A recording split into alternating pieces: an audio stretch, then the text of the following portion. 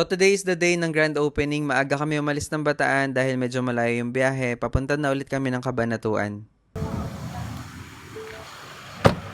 So nandito na tayo ulit guys. Kakapunta lang natin kahapon. 2 hours and 30 minutes yung biyahe. So makita nyo dito meron tayong tarpaulin dyan. Tapos ito din yung logo natin. Nasa pinakataas siya.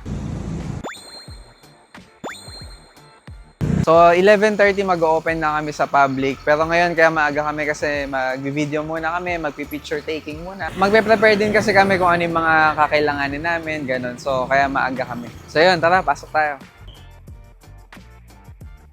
So, etong labas na to, sa kanila din yan. So, kung napansin nyo, tatlo yung signage nila kasi nag-franchise din sila ng ramen, saka ng chicken yan. Pagka gabi, naglalagay din sila dito ng mga tables and chairs. So, ayan, makikita nyo dyan, meron ng tables and chairs. Parang nagiging one-stop shop sila na may coffee sila, ramen, at saka chicken, yun.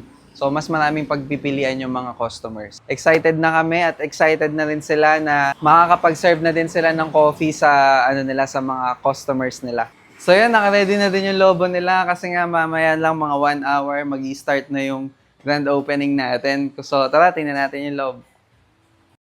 Nag-start na mag-check si Chin bago mag-open yung store, kinakausap na niya yung mga staff ng franchisee namin kung ano yung mga dapat nilang i-prepare and nagbigay na rin siya ng mga reminders para sa mas efficient and mas mabilis na pag-serve. Patapos na rin kami mag-ayos niyan, naging mabilis lang yung proseso dahil sanay na kami kasi medyo marami na rin kami na-open na CHN branches. Sila nga pala yung franchisee namin and grabe after namin magkwentuhan, sobrang na-inspire din kami sa story nila. Kaya nagpapasalamat talaga kami kay Lord dahil binigyan niya ulit kami ng mga tamang tao na magpapatakbo ng CHN franchise.